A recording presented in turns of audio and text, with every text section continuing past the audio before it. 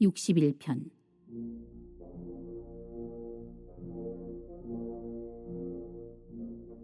하나님이여, 나의 부르짖음을 들으시며 내 기도에 유의하소서. 내 마음이 약해질 때에 땅끝에서부터 주께 부르짖어오리니 나보다 높은 바위에 나를 인도하소서. 주는 나의 피난처시요 원수를 피하는 견고한 망대이심이니이다. 내가 영원히 주의 장막에 머물며 내가 주의 날개 아래로 피하리이다. 셀라. 주 하나님이여, 주께서 나의 소원을 들으시고 주의 이름을 경외하는 자가 얻을 기업을 내게 주셨나이다. 주께서 왕에게 장수하게 하사 그의 나이가 여러 대에 미치게 하시리이다. 그가 영원히 하나님 앞에서 거주하리니 인자와 진리를 예비하사 그를 보호하소서. 그리하시면 내가 주의 이름을 영원히 찬양하며 매일 나의 소원을 이행하리이다. 61편 여기 표제에 보시면은 다윗의 시 인도자를 따라 현악에 맞춘 노래 그냥 이렇게만 되어 있고 또 이 밖에 뭐 아무런 정보도 없기 때문에 이 시편 61편이 뭐 정확하게 어떤 배경하에서 이 다윗이 쓴 시인지는 확실치는 않습니다. 그러나 짧은 내용이지만 이 내용을 가만히 보면 어떤 배경에서 지어진 시인지 조심스럽게 짐작해 볼 수가 있어요. 1절에 보니까 하나님이여 나의 부르짖음을 들으시며, 다짜고짜 1절부터 이 다윗이 막 큰 소리를 치면서 간절히 부르짖는 모습을 보이고 있어요. 이런 모습을 통해서 일단 다윗이 지금 감당할 수 없는 큰 환난 가운데 처해 있다라는 것을 짐작해 볼 수가 있겠죠. 또 2절에 보니까 내 마음이 약해질 때에 마음이 약해졌대요. 그러니까 이 고백은 지금 이 다윗의 마음이 어떤 큰 충격과 어떤 상처로 인해서 그러니까 자신의 마음을 자신도 지금 어떻게 추스려야 될지 모르는 상태. 그만큼 마음이 막 너덜너덜해질 만큼 아주 약해진 상태라는 것을 알 수가 있습니다. 자, 그리고 땅 끝에서부터 주께 부르짖으오니, 땅 끝에서 부르짖는데요. 여기서 땅 끝이라고 하는 표현은 지금 이 다윗이 왕궁에 있는 예루살렘에 평안하게 있는 게 아니라는 얘기죠. 어떤 치명적인 위협적인 사건 때문에 어쩔 수 없이 막 땅끝까지 멀리 도망칠 정도로 그렇게 떠나 있는 상태다라는 것을 알 수가 있습니다. 자, 그리고 5절, 6절에 보면 주 하나님이여 주께서 나의 소원을 들으시고 주의 이름을 경외하는 자가, 그러니까 이 주의 이름을 경외하는 자가 바로 다윗이죠. 다윗이 얻을 기업을 내게 주셨다. 그 기업이 이제 왕이라고 하는 기업이겠죠. 그런데 6절 주께서 왕에게 장수하게 하사 그의 나이가 여러 대에 미치게 하시리이다. 그러니까 장수, 하나님이 나에게 기업으로 주신 이 왕이라고 하는 이 직위를 하나님 허무하게 이렇게 끝나버리지 않게 해달라. 내 왕위를 장수하게 해달라. 이렇게 요청하고 있는 것이죠. 그러니까 지금 왕의 어떤 이 직위가 그 직위의 존립이 지금 굉장히 위태로운 상황 가운데 있다라는 것을 알 수가 있죠. 그러니까 이제 이 모든 다윗의 고백을 통해서 그러니까 여러 학자들에 의하면 그러니까 이 시편의 배경이 바로 친아들 압살롬으로부터 반역을 당한 때가 아닌가 이렇게 추측을 하고 있습니다. 오늘 새벽에는 이제 이 같은 배경을 가지고 오늘 이 말씀 속에서 하나님의 은혜를 나누기 원하는데요. 여러분, 이 다윗이 그의 아들 압살롬에게 반역을 당할 때 마음이 어떠했을까요? 여러분들이 다윗의 입장이라면 내 피부치예요. 근데 그 친아들이 칼을 아버지에게 들이대고 죽이려고 합니다. 왕위를 내놓으라 그래요. 그리고 이 아들뿐만이 아닙니다. 가장 신뢰했던 사람이 있어요. 아히도벨. 지혜를 구하면서 신뢰하면서 함께 동반자와 같은 마음으로 동행했던 이 최고의 모사죠. 아히도벨이라고 하는 이 사람을 이 다윗이 굉장히 신뢰했었거든요. 근데 그 사람마저도 지금 다윗을 등지고 압살롬 편에 서 있습니다. 또 그토록 신임했던 수많은 신하들 역시도 다 갈아탔어요. 다 압살롬 편에 섰어요. 이때 다윗이 느끼는 마음의 고통, 뭐 단순히 위협, 어떤 목숨의 위협으로 말미암은 어떤 마음의 고통 정도가 아니죠. 그토록 사랑하고 믿었던 사람들에게 배신을 당할 때에 그 어마어마한 충격, 마음의 상처, 지금 이런 것들로 지금 마음이 난신창이가 되고 있다는 것이죠. 아니, 어떻게 내 사랑하는 친아들이 내 새끼가 나한테 어떻게 이럴 수 있나? 아니, 어떻게 내가 그렇게 그토록 믿고 신뢰하던 아이도벨 저 사람이 어떻게 나한테 이럴 수 있나? 어떻게 내가 그토록 신임하던 이 모든 신하들이 나에게 이럴 수 있나? 너무 지금 황당한 겁니다. 너무 기가 막힌 거예요. 그러면서 지금 이 다윗은 그 마음이 와르르 무너져 내리고 있는 것입니다. 그동안 철떡같이 믿었던 사람들을 향한 이 신뢰의 마음이 와장창 무너지고 있는 것이죠. 이러한 마음의 무너짐 속에서 지금 다윗이 어떻게 하고 있느냐? 세상의 미련, 사람들에 대한 미련 이제 다 끊어버립니다. 그리고 영원한 신뢰의 대상이신 하나님을 향해서 지금 나아가고 있습니다. 1절과 2절을 읽어보겠습니다. 자, 시작. 하나님이여 나의 부르짖음을 들으시며 내 기도에 유의하소서. 내 마음이 약해질 때에 땅 끝에서부터 주께 부르짖으오리니 나보다 높은 바위에 나를 인도하소서. 여러분, 사람들에게 혹시 배신을 당해 보셨습니까? 이 배신 당해본 사람들의 그 심정, 배신 당해본 사람만 알죠. 그러니까 사람에게 배신을 당하면요, 그 마음이 막 흔들리는 연약한 갈대처럼 막 무너지고 피폐해져요. 그러니까 이런 마음으로 지금 다윗은 그 든든했던 보금자리, 예루살렘 왕궁에서 적들의 이 기습으로 말미암아 황급히 떠나서 저 땅 끝까지 지금 내몰린 상황이에요. 이런 상황 속에서 이제는 이 다윗의 마음이 어떠했을까요? 이 세상에서는 정말 그 무엇도, 그 어떤 대상도 내가 믿고 의지할 의욕, 마음 하나도 없다. 도저히 이제 못 믿겠다. 세상은. 또 세상에 속한 그 모든 것들, 모든 사람들, 심지어 내 아들까지도 나는 이제 못 믿겠다. 이겁니다. 그래서 다윗은 힘을 내서 이렇게 부르짖죠. 나보다 높은 바위에 나를 인도하소서. 나보다 높은 바위에 나를 인도하소서. 그러니까 그동안 세상과 사람이라는 그럴 듯한 그런 모래성 위에 지은 신뢰와 믿음은 하나님 이렇게 다 제가 깨어지고 무너져 버렸습니다. 그러니 하나님, 이제는 절대로 흔들리지 않는, 절대로 무너지지 않는, 절대로 깨어지지 않는 든든한 반석 위에 저를 세워 주시옵소서. 이렇게 부르짖고 있는 거예요. 그래서 이어지는 3절과 4절을 읽어볼까요? 자, 시작. 주는 나의 피난처시요 원수를 피하는 견고한 망대이심이니이다. 내가 영원히 주의 장막에 머물며 내가 주의 날개 아래로 피하리이다. 그렇습니다. 다윗이 서기 원하는 그 반석, 어떤 반석입니까? 이제는 절대로 흔들리거나 끼어지거나 무너지지 않는 반석이기를 원하는 것이죠.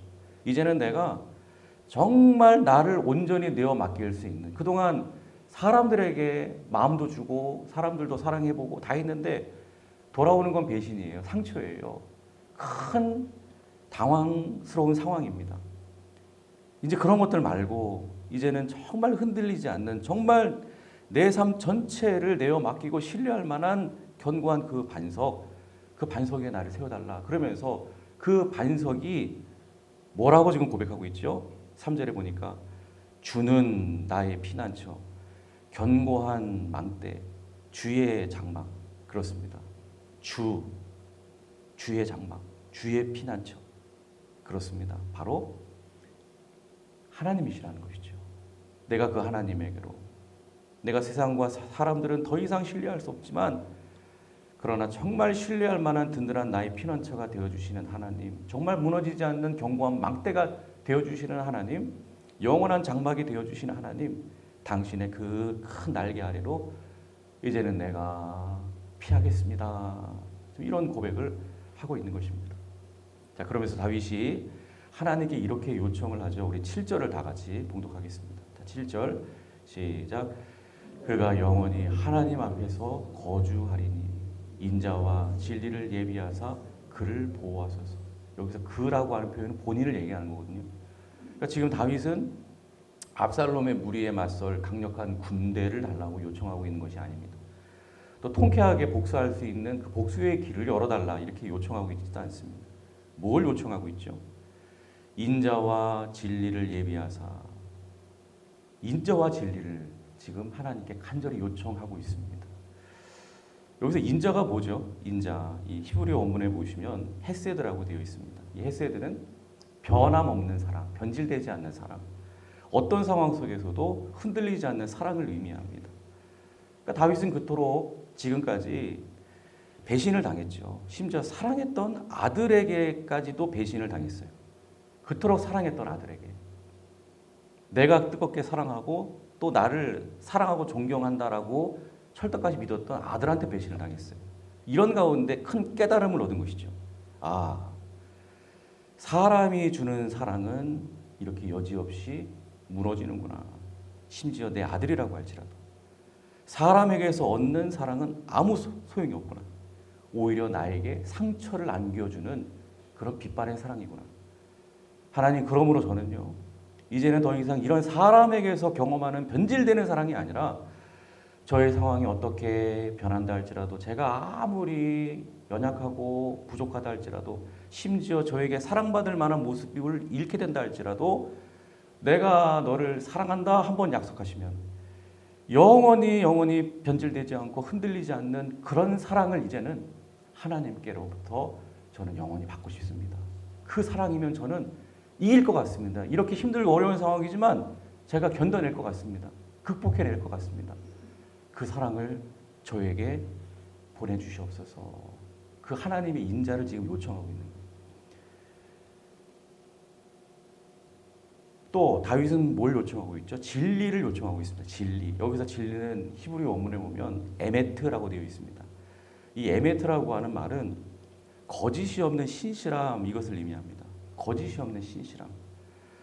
여러분, 다윗의 아들 압살롬, 이 아버지의 눈에 비춰진 그동안의 압살롬의 모습은 겉으로 볼 때는요, 아버지를 향하여 항상 미소를 짓고 아버지 하면서 굉장히 아버지를 사랑하고 존경하는 것처럼 보였어요. 겉모습은 그랬어요.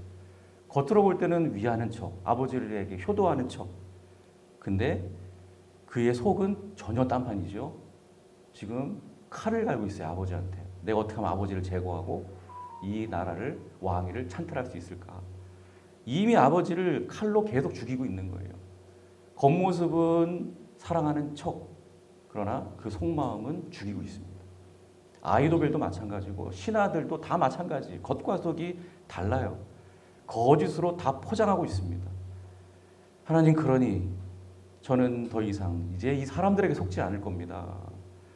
대신 제가 원하는 것은 하나님께서 이제는 거짓이 없는 신실함으로, 겉과 속이 한결같은 그러한 신실함으로 항상 저를 대해 주시고 항상 저를 위해 주시고 저를 보호해 주시고 저와 함께 해 주신다면 저는 이제 더 이상 바랄 것이 없을 것 같습니다. 그렇게만 해 주신다면, 이렇게 인자와 진리로 저와 함께 해 주신다면, 그러면 저는요, 8절 말씀처럼 주의 이름을 영원히 찬양하며 매일매일 나의 소원을 하나님이 저에게 주신 그 뜻대로 열심히 살아가겠습니다. 이렇게 지금 결단을 하고 있는 것이죠. 여러분, 오늘 이 시편 61편 말씀 속에서 우리가 붙들어야 될 것이 무엇입니까? 그렇습니다. 간단합니다. 세상에 속한 모든 것들은, 그것이 사람이든 물질이든 권력이든 명예든 심지어 내 친아들이든 그 무엇이든 언젠가 다 변하고 나를 배신할 수 있지만, 그러나 하나님의 인자하심, 즉 하나님의 변치 않는 사랑과 하나님의 진리, 즉 에메트, 하나님의 신실하심은 절대로 변하지 않는다는 것입니다. 그러므로 세상에서 영원히 믿을 수 있는 유일한 대상은, 내 삶 전체를 다 통째로 내어 맡길 수 있는 유일한 대상은 세상에 그 어떤 것도 아닙니다. 오직 하나님 한 분밖에 없는 줄로 믿습니다. 여러분, 단순한 진리 같지만 이 새벽에, 아니 여러분들 평생에 이것을 강하게 붙들으셔야 됩니다. 여러분, 바다를 항해하는 두 척의 배가 있다고 한번 가정을 해보겠습니다. 근데 바다에 막 비바람이 몰아칩니다. 막 바다가 출렁입니다. 그래서 내가 타고 있는 배가 막 위태롭게 흔들리면서 굉장히 다급한 상황 가운데 처하게 되면요. 여러분 어떻게 해야 될까요? 옆에 뭔가 이렇게 의지할 만한 배가 이렇게 있다고 해서 그 배를 향해서 닻을 던져서 그 배에다가 고정을 하면 안전해질까요? 아니요. 더 위태로워질 뿐입니다. 함께 두 배가 함께 출렁이다가 막 서로 막 부딪히고 그러다가 두 배 모두 파손당하고 가라앉고 말 것입니다.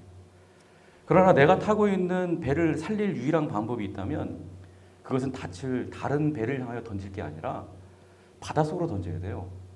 어쨌건 바닷속으로 던져서 그래서 바닷속에 막 안방 같은 그런 곳에 이 닻이 딱 걸려가지고 든든하게 이 배가 고정이 되도록 하면요.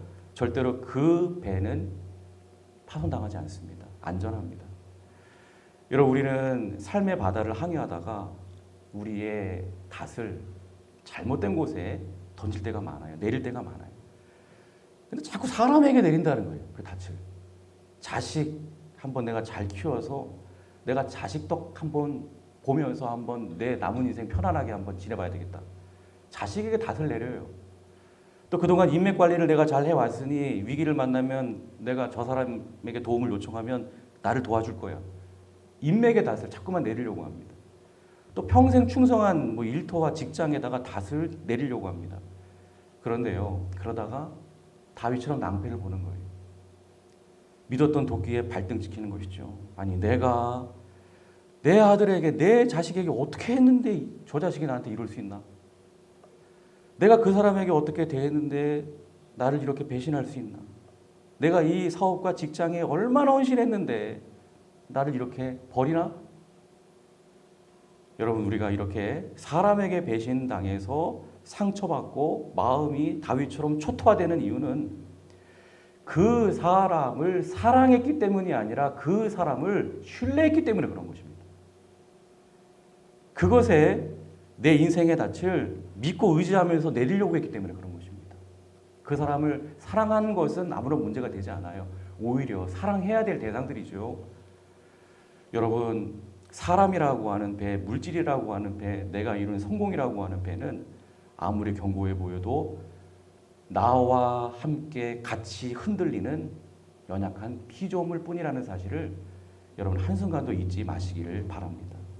거기에 내 인생의 닻을 메어두면요, 그것이 흔들릴 때 내 인생도 함께 흔들리고 내가 흔들릴 때 그것도 같이 흔들린다 라고 하는 것을 꼭 기억하시기를 바랍니다. 말씀을 정리하겠습니다. 여러분 혹시 가장 믿었던 사람에게 상처를 받아가지고 이 마음이 와르르 무너진 채 저 인생의 땅끝에 서 계신 분이 계시지는 않습니까? 그런데요, 그 자리는 절대로 절망해야 할 자리가 아닙니다.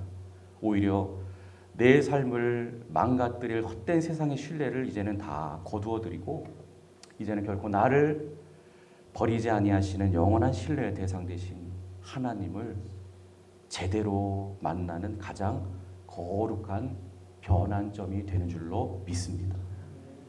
여러분 부디 세상의 온갖 거짓과 배신 속에서도 변함없이 나를 붙드시는 하나님의 인자와 진리를 꼭 붙드시기를 주님의 이름으로 축복합니다. 특별히 그 하나님의 인자와 진리, 하나님의 영원한 사랑, 하나님의 변치 않는 그 신뢰, 신실함, 요게 형상화된 분이 바로 우리 예수님이시죠. 우리 예수님. 예수님밖에 없습니다. 우리가 믿고 의지할 대상은 우리 예수님밖에 없어요. 오늘도 우리 예수님 꼭 붙드심으로 세상이 줄 수 없는 가장 안전하고 완벽한 평강이 저와 여러분들의 영혼을 넉넉하게 따뜻하게 덮어주는 은혜가 있기를 주님의 이름으로 축원합니다. 기도하겠습니다.